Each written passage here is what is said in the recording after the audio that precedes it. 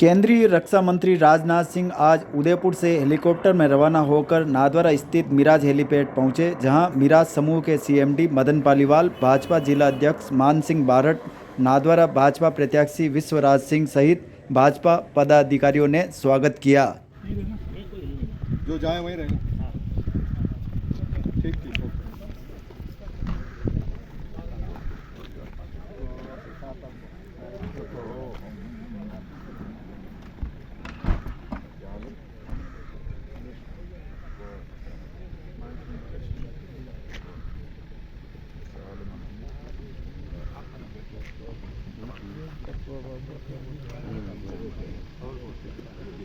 Time था तो उनको बोल दिया नहीं अपने विश्वराज सिंह जी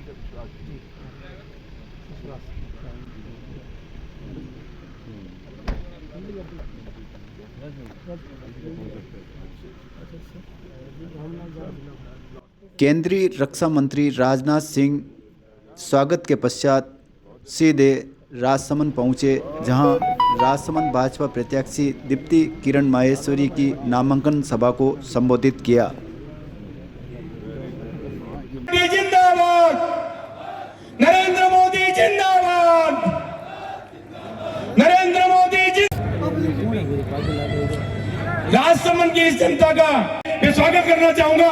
माननीय देश के यशस्वी रक्षा मंत्री राजनाथ सिंह जी का हार्दिक स्वागत है, अभिनंदन है। इस राजसमंद की जनता को आपका आशीर्वाद देने के लिए आप पधारे हैं। दीप्ति जी महेश्वरी के ऊपर आपने जो विश्वास जताया है, मैं आपको विश्वास दिलाना चाहता हूं कि ये राजसमंद की जनता हजारों हजारों वोटों से जिताकर आपका विश्वास कायम रखेगी। दल अध्यक्ष है, उनसे निवेदन है, पधारे राजनाथ सिंह जी का इस माला अर्पण कर स्वागत करावे। मेवाड़ की आपको ये विश्वास दिलाना चाहते हैं कि 3 तारीख को ये निर्णय जब रिजल्ट आएगा तब आपको भी गर्व होगा कि राजसमंद की विधानसभा में जिस प्रत्याशी का नाम आपने चयन किया है उसको हमने हजारों वोटों से जिताकर भेजा है। नामांकन सभा को रक्षा मंत्री राजनाथ सिंह के पहले राजसमंद भाजपा प्रत्याशी दीप्ति किरण माहेश्वरी ने संबोधित किया।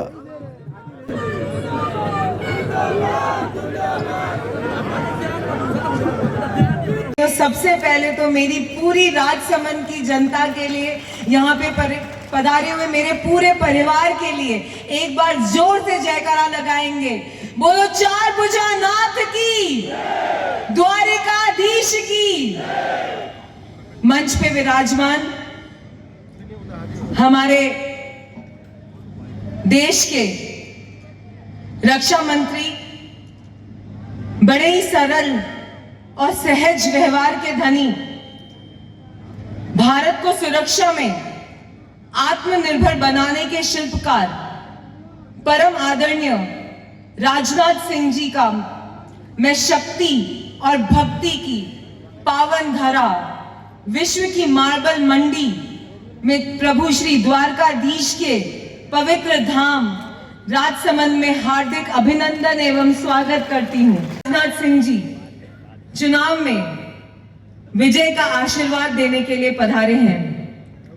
राजनाथ सिंह जी का राजसमंद के साथ एक बहुत गहरा संबंध रहा है। स्वर्गीय किरण जी माहेश्वरी के प्रत्येक चुनाव में आपने राजसमंद में आकर मार्गदर्शन दिया है, और आज जब से हमें ये खबर मिली है कि हमें फिर से इनका आशीर्वाद, इनका मार्गदर्शन मिलने जा रहा है, तो कहीं ना कहीं मुझे यकीन है कि ऊपर से मेरी माता जी ने इनके स्वरूप में मुझे ये आशीर्वाद आज प्रदान करा है।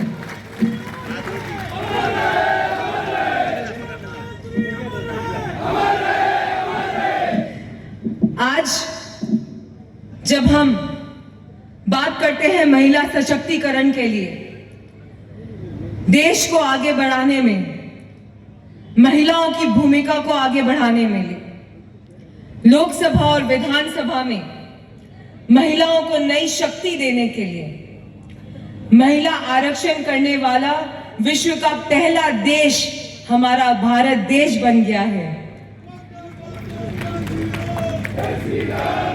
मुझे स्मरण है जब आदरणीय राजनाथ सिंह जी भारतीय जनता पार्टी के राष्ट्रीय अध्यक्ष थे, उस समय भारतीय जनता पार्टी ने संगठन में महिलाओं को 1/3 आरक्षण देने का ऐतिहासिक निर्णय लिया था। और ये जो कड़ी उन्होंने चालू करी थी, उस कमेटी में स्वर्गीय सुषमा जी और आदरणीय स्वर्गीय किरण जी भी शामिल थे।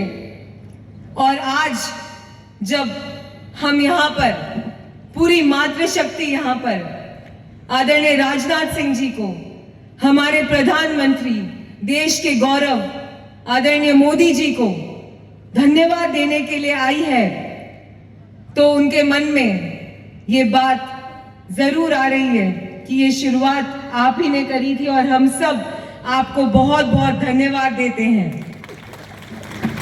विगत 5 वर्षों से सच्चाई पूरी नहीं हो पा रही है। ऐसी झूठे वादे करने वाली इस कांग्रेस सरकार को हम सब किसान भाई, यहाँ पे विराजमान एक एक किसान भाई और राजसमंद विधानसभा के सभी किसानों ने ये निर्णय लिया है कि राजस्थान में हम कमल खिलाएंगे, क्योंकि ये जो झूठ हमसे बोला गया था, हमें ये कहा गया था कि 10 दिन में हम किसान ऋण माफ करेंगे, हम बिजली की दरें नहीं बढ़ाएंगे, पर्याप्त बिजली देंगे। हमें याद है वो समय भी जब पूर्व मुख्यमंत्री वसुंधरा राजे जी की सरकार में पर्याप्त बिजली हमें मिलती थी। लेकिन आज ये स्थिति है कि कभी 4 घंटे और कभी 5 घंटे ही हमें बिजली मिल पाती है। यहाँ पे विराजमान इस राजसमंद की विधानसभा का एक एक व्यक्ति, एक एक सदस्य ये जानना चाहता है कि उपचुनाव में जब बड़ी बड़ी छोटी घोषणाएं हुई, हमसे ये कहा गया कि आरके हॉस्पिटल में हमारे यहाँ पर मेडिकल की सुविधाएं, चिकित्सा की सुविधाएं और बेहतर कर दी जाएगी।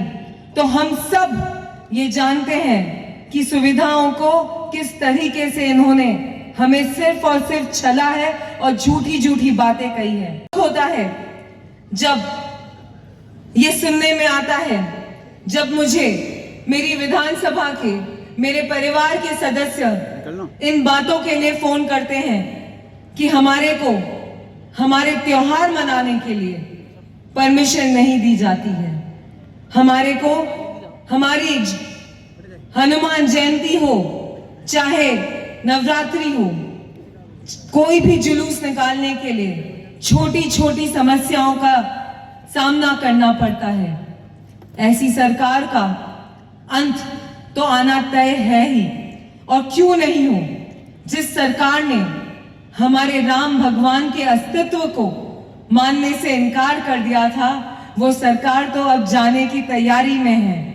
आप सबको आज यहाँ पर मिलकर इस बात का यकीन दिलाना है कि जिस प्रकार से एक झटके में हम सब ने मिलकर हमारे आदरणीय प्रधानमंत्री जी को इतनी शक्ति प्रदान करी कि उन्होंने 370 धारा एक क्षण में हटा दी।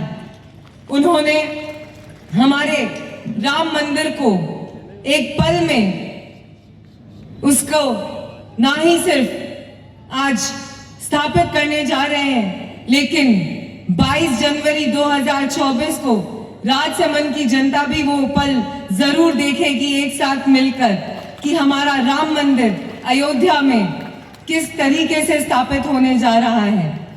हमारे प्रधानमंत्री, इतनी बड़ी समस्या रहती है कि उन्होंने एक झटके में हर घर नल योजना हमें पहुंचाई और इतनी आसानी से 3 तलाक को हटा दिया। जो पीड़ा हमारे प्रधानमंत्री जी ने, जिनको ये नहीं पसंद कि हम उन्हें मंत्री बुलाएं, जो इस बात से संतुष्ट रहते हैं कि वे प्रधान सेवक के रूप में इस जनता की निरंतर बिना किसी छुट्टी लिए हमारी सेवा करते रहे, इस जनता की सेवा करते रहे, जिसमें हमारे रक्षा मंत्री जी ने भी, हमारे सभी भारतीय जनता पार्टी के कार्यकर्ताओं ने भी उनका सहयोग और साथ दिया है। तो आज आजादी की अमृत काल में राजस्थान फिर से विकास के नए युग में प्रवेश करे, इसके लिए हम सबको मिलकर डबल इंजन की सरकार बनानी है। प्रधानमंत्री नरेंद्र मोदी जी को यह विश्वास दिलाना है कि राजस्थान में नया सवेरा आने वाला है। इसके लिए सुशासन का हमें कमल खिलाना है। अंत में मैं आप सब से यही निवेदन करूंगी कि नामांकन में कुछ भी लिखो, बस नाम मोदी होगा। मेरी, आपकी और हम सब की पहचान मोदी होगा। ईवीएम के बटन पर अब सिर्फ निशान मोदी होगा। 3 दिसंबर को सभी देखना, परिणाम मोदी होगा। बहुत बहुत धन्यवाद। आपकी ये बेटी, आपकी ये बहन, आपके इस स्नेह को, इस आशीर्वाद को सदैव अपने दिल में रखकर आपकी सेवा निरंतर करती जाएगी। बहुत बहुत धन्यवाद, बहुत बहुत आभार।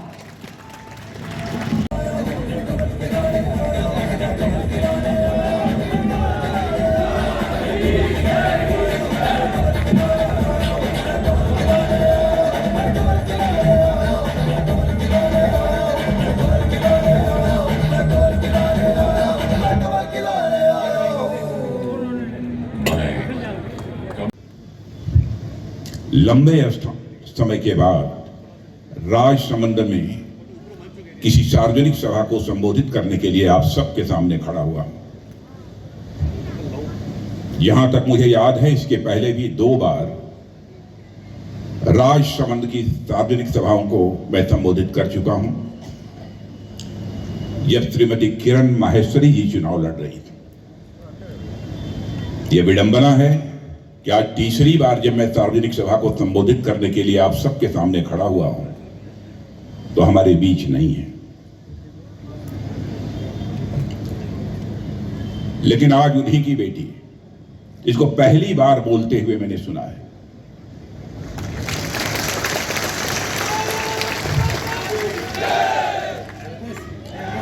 दीप्ति किरण माहेश्वरी। मैं दीप्ति किरण को सुनने के बाद पूरी तरह से आश्वस्त हो गया। इस राज समंदर के प्रति जो लगाव था, जो राज समंदर के विकास के प्रति उनके मन में एक तड़पन थी, उसको पूरा करने का काम यदि कोई कर सकता है तो वह दीप्ति किरण माहेश्वरी कर सकती है। इस बेटी के अंदर मैंने वो प्रतिभा भी देखी है, क्षमता भी देखी है, संयम भी देखा है, और जैसी शालीनता मैंने श्रीमती किरण माहेश्वरी में देखी थी, वही शालीनता मुझे दीप्ति में भी देखने को मिली है।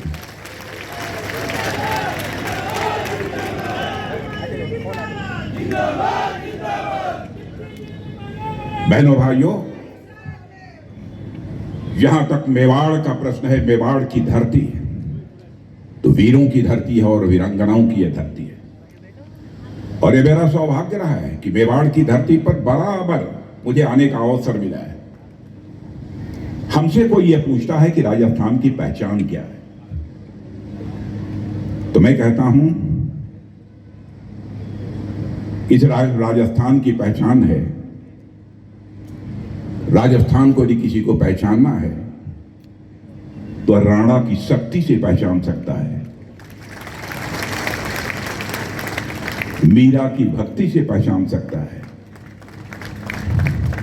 पन्ना धाय की युक्ति से पहचान सकता है, और भामाशाह की संपत्ति से पहचान सकता है।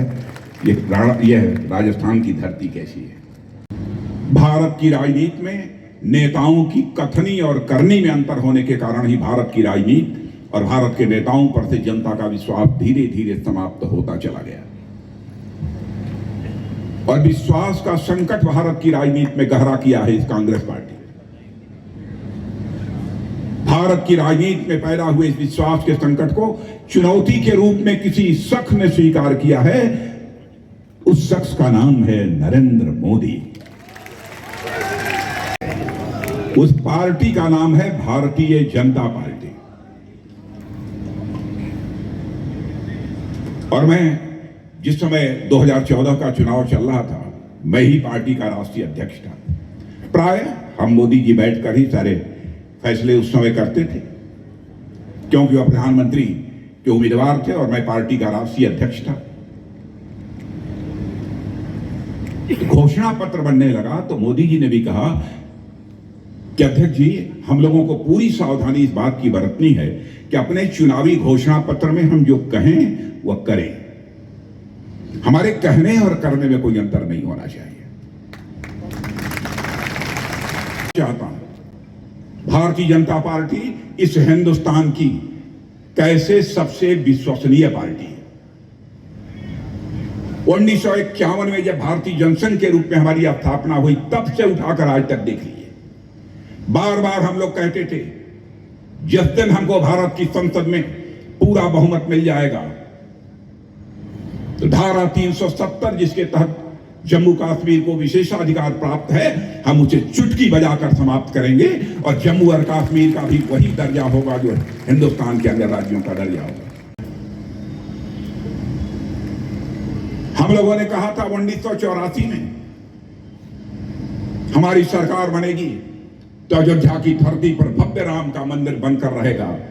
और बहनों भाइयों, अब वह दिन दूर नहीं है। आप 22 जनवरी को जाकर रामलला के चरणों में शीश झुकाकर आप दर्शन कर सकते हैं। वह कोई नहीं कह सकता कि जो हमने कहा उसे किया नहीं। इसलिए हिंदुस्तान की सबसे विश्वसनीय राजनीतिक पार्टी कोई है तो भारतीय जनता पार्टी है।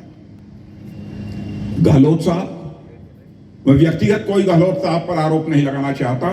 आज तक अपने राजनीतिक जीवन में व्यक्तिगत आरोप पहले किसी के ऊपर नहीं लगाया, लेकिन गहलोत साहब, आपको सरकार चलाते हुए 5 वर्ष 1 महीने में पूरे हो जाएंगे, लेकिन आप अपने चुनावी घोषणा पत्र को उठाकर देखिए, आपने क्या कहा था और आपने क्या क्या किया है। अब जब चुनाव का अंत आ गया, मैंने सुना कि मोबाइल बांटी जा रही है।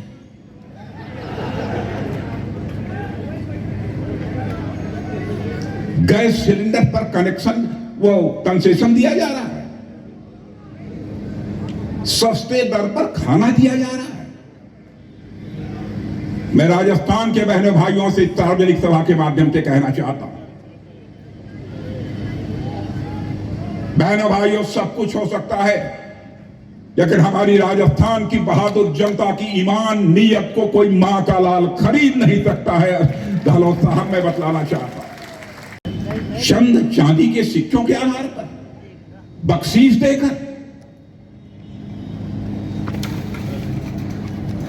प्रदेश की जनता का ईमान खरीदने की कोशिश कर रहे हैं। माफ कर दे मेरे बहनों भाइयों, लेकिन मुझे पक्का विश्वास है कि हमारी राजस्थान की जनता इस कृत्य के लिए उन्हें माफ नहीं करेगी। क्या तमाशा बना दिया।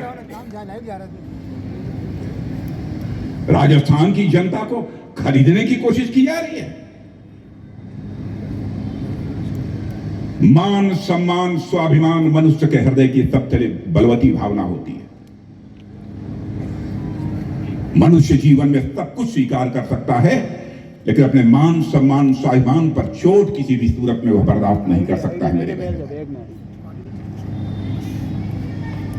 गहलोत साहब, आपकी सरकार क्या विकास करेगी? क्या जनता की समस्याओं का समाधान करेगी? सरेआम लोगों के गले काटे जा रहे हैं। क्या हुआ भीलवाड़ा में आदर्श तापड़िया का? क्या हुआ चित्तौड़गढ़ में रतनलाल सोनी का? क्या हुआ झारवाड़ में कृष्णा वाल्मीकि का? क्या हुआ अलवर में हरीश जाटव का? क्या हुआ योगेश जाटव का, चिरंजी लाल सैनी का, योगेंद्र जाटव का? जिस प्रकार से उनकी हत्या हुई है, उसके बाद भी आप दावा करते हैं कि आपके राज्य में, आपके हुकूमत में कानून और व्यवस्था की स्थिति अन्य राज्यों से बेहतर है। अशोक गहलोत साहब, मैं सीधा आरोप आपकी सरकार के ऊपर लगाना चाहता हूं कि आपने राजस्थान की जो पुरानी परंपरा सद्भाव की चली आ रही थी, उस सद्भाव की परंपरा को आपने तोड़ा है। को आपने चोट पहुंचाई है। एक रोड रेज की घटना पर एक संप्रदाय विशेष के द्वारा हंगामा हो जाता है। मृतक के परिवार को आप 50 लाख रुपया देते हैं, आप दीजिए, मुझे कोई आपत्ति नहीं है। डेयरी का बूथ भी आप आवंटित कर देते हैं, आप दीजिए 50 लाख रुपया। लेकिन यदि उसको देते हैं तो तापड़िया को भी मिलना चाहिए, वाल्मीकि को भी मिलना चाहिए, जाटों को भी मिलना चाहिए, सैनी को भी मिलना चाहिए। लेकिन जब इनकी बात आती है तो आपकी जुबान पर दही जम जाती है। जब जोधपुर दंगों में जल रहा था तो आपने उनके हाल पर उनको छोड़ दिया। उस समय आप कुंभकर्णी नींद सो रहे थे, कहां चले गए थे आप? और बहनों भाइयों, मैं भी उत्तर प्रदेश का मुख्यमंत्री रह चुका हूं और मैं जानता हूं जब तक किसी राज्य की कानून और व्यवस्था के हालात बेहतर नहीं होंगे उस राज्य का कोई मां का लाल विकास नहीं कर सकता।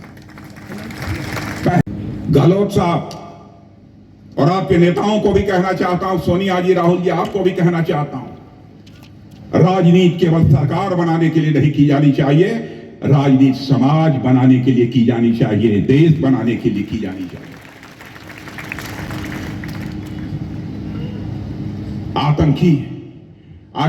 आतंकियों के खिलाफ जो आपको ठोस कार्रवाई करनी चाहिए, करने से पता नहीं आपको हिचक क्यों होती। जब भी कोई त्योहार आता है, राजस्थान में पत्थरबाजी होती है, हिंसा की घटनाएं होती हैं, लूट की घटनाएं होती हैं, अपहरण की घटनाएं होती हैं। कैसी है आपकी हुकूमत? बल्कि एक विधायक ने कहा, मुझे बताया गया, कांग्रेस के विधायक खुद कहती हैं कि वह सुरक्षित नहीं है। ये कौन है वो विधायक? मदेरना। लानत है इसी हुकूमत को। जिस दल की हुकूमत हो उस दल की विधायक कहे कि हमको डर लगता है। जब सत्ताधारी दल की महिला विधायक को डर लगता है तो हमारे राजस्थान की रहने वाली बहु बेटियों का क्या होगा मेरे बहनों भाइयों। सिरोही की 8 साल की एक मासूम बच्ची और सांचौर की 2 नाबालिग बेटियां और नागौर में 7 साल की बच्ची, क्या हुआ इनके साथ? कोई बताए इनका कसूर क्या था? गहलोत साहब, आपकी जुबान क्यों नहीं खुलती है? कौन जवाब देगा? मैं सीधा आरोप लगाना चाहता हूं, यह कांग्रेस की सरकार महिला सुरक्षा के प्रति गंभीर नहीं है। अरे राजस्थान की धरती ऐसी धरती है कि महिलाओं की सुरक्षा पर, महिलाओं की आन बान शान पर यदि कभी आंख उठाकर कोई देखने की कोशिश करता है कि राजस्थान का सारा बहादुर अपने सीने का बटन खोलकर उसका मुकाबला करने के लिए खड़ा हो जाता है। यह है राजस्थान। भारतीय जनता पार्टी हिंदुस्तान की अकेली राजनीतिक पार्टी है मेरे बहनों भाई। नारी सम्मान करना हम जानते हैं। नारी सशक्तिकरण के लिए हमारे प्रधानमंत्री ने कितने कदम उठाए हैं। बहुत यदि मैं सारे विषयों की चर्चा करूंगा तो 4 घंटे का भाषण हो। पहला कदम 30 वर्षों से कांग्रेस भी कहती चली आ रही थी कि संसद में और विधानसभाओं में महिलाओं का आरक्षण होना चाहिए, संसद और विधानसभाओं की सीट की संख्या बढ़ाई जानी चाहिए। क्यों नहीं किया आपने? विशेष सत्र बुलाकर महिलाओं को आरक्षण देने का काम यदि किसी ने किया तो हमारे भारत माता के सपूत आज के प्रधानमंत्री नरेंद्र मोदी जी ने किया है। यहां राजीव गांधी जी ने कहा था 100 पैसा भेजते हैं हम ऊपर से और गांव तक पहुंचते पहुंचते, लोगों तक पहुंचते पहुंचते 14 पैसा उन्हें मिल पाता है। आज उसी चुनौती को हमारे प्रधानमंत्री ने स्वीकार किया और बहनों भाइयों, दिल्ली की बैंक से यदि 100 पैसा चलता है तो 100 का 100 पैसा आपके खाते में पहुंचता है। भारत का मस्तक सारी दुनिया में ऊंचा हुआ है मेरे बहनों भाइयों। अखबारों के माध्यम से आपको भी जानकारी मिलती होगी। अंतर्राष्ट्रीय जगत में भारत की प्रतिष्ठा बढ़ी है, भारत की इज्जत बढ़ी है। पहले भारत अंतर्राष्ट्रीय मंचों पर कुछ बोलता था तो सारी दुनिया कहती थी भारत बोल रहा है, कमजोर भारत है, मेरी बातों हमारी बातों को अनसुनी कर देती थी। लेकिन आज अंतर्राष्ट्रीय मंचों पर भारत कुछ बोलता है तो दुनिया कान खोलकर सुनती है कि भारत बोल क्या रहा है। यह भारत की हैसियत सारी दुनिया में बनी है। और हम तो अब धरती की बात छोड़ दीजिए, आसमान की बात छोड़ दीजिए, अब तो हमारे लोग चंद्रमा पर जा रहे हैं। चंद्रयान से सूर्ययान निकल रहा है, मंगलयान निकल रहा है, सबकी लॉन्चिंग हो रही है। भारत बहुत ताकतवर भारत बन गया मेरे बहनों भाइयों। भारत कमजोर भारत नहीं है। देश का रक्षा मंत्री होने के नाते कहना चाहते यदि कोई माई का लाल यदि उधर से गोली चलाएगा तो हम इधर से गोला चलाएंगे मेरे बहन।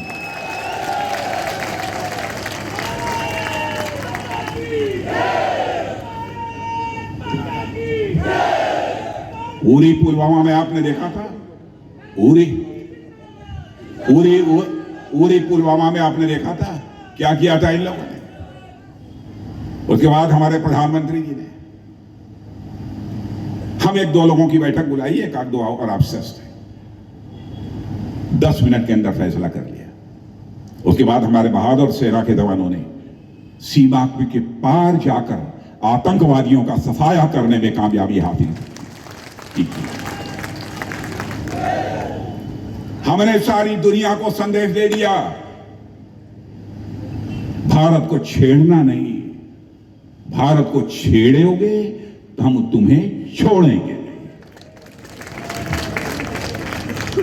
और यह भी संदेश दे दिया कि भारत के अंदर वह ताकत है कि भारत इस पार से भी मार सकता है और जरूरत पड़ी तो उस पार भी जाकर मार सकता है। यह भारत के अंदर ताकत है।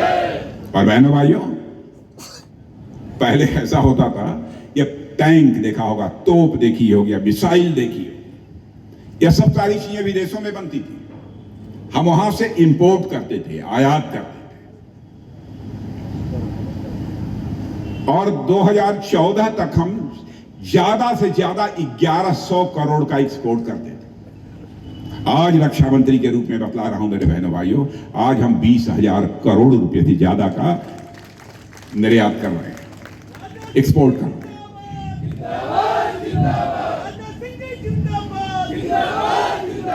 हम लोगों का फैसला है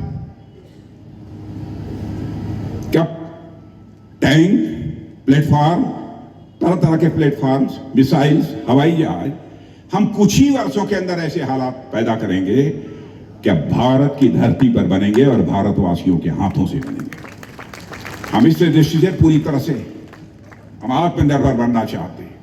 अब भारत की ताकत, आर्थिक ताकत, पता नहीं आपने अखबारों में पढ़ा है कि नहीं, मैं नहीं जानता।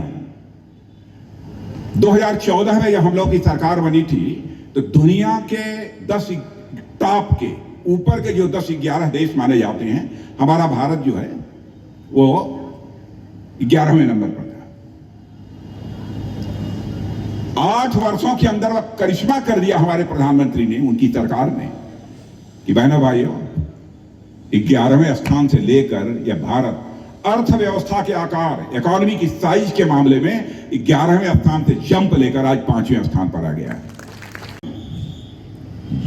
झूठ राजनीति में रहते हुए भी मैं बचता हूं, झूठ बोलकर नहीं जा रहा हूं।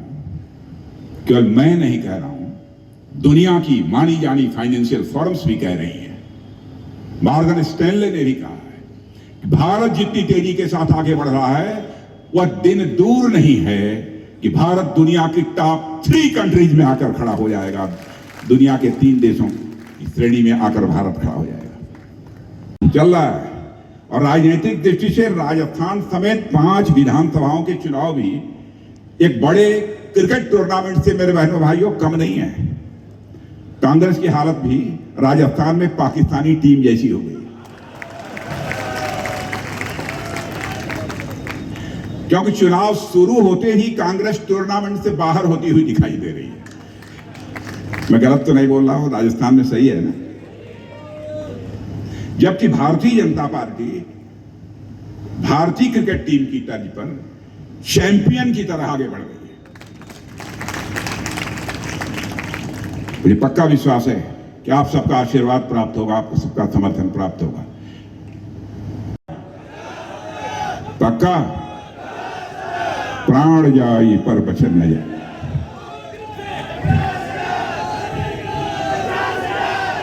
और मैं अभी कहना चाहता हूं, कह तो नहीं सकता, बहुत व्यस्तता रहती है, लेकिन कभी बाई चांस यदि इधर आना हुआ तो मैं दीप्ति से कहूंगा कि दीप्ति, चुनाव जीतने के बाद एक बार कभी मुझे बुला लेना।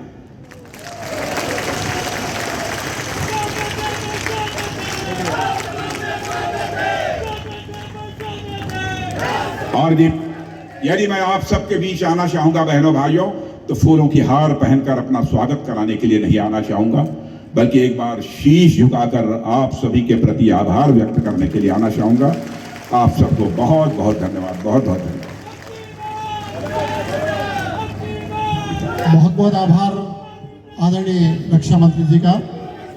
कहा है उस पर हम खरा उतरने का प्रयास करेंगे। मैं स्वागत की इस अगली कड़ी में निवेदन कर रहा हूँ महेंद्र सिंह चौहान, वीरेंद्र सिंह जी चौहान साहब, भरत जी पालीवाल, वीरेंद्र सिंह जी खींची, आप सभी माननीय रक्षा मंत्री जी का मेवाड़ी पगड़ी और इकलाई द्वारा स्वागत कराएं। भक्ति और शक्ति की इस पावन नगरी में, प्रभु द्वारकाधीश की इस धर्मस्थली में हमारे पूर्व राष्ट्रीय अध्यक्ष और भारत के यशस्वी रक्षा मंत्री आदरणीय राजनाथ सिंह जी का बहुत बहुत आभार। आदरणीय प्रदेश महामंत्री जी दामोदर जी अग्रवाल, रामकिशोर जी बूतड़ा, वीरेंद्र सिंह जी चौहान, वीरेंद्र सिंह जी खींची और सम्मानित अतिथिगण और भारतीय जनता पार्टी राजसमंद परिवार की पधारी हुई जन्मदिनी आदरणीय दीप्ति जी के इस नामांकन सभा में पधारे आप सभी का बहुत बहुत आभार।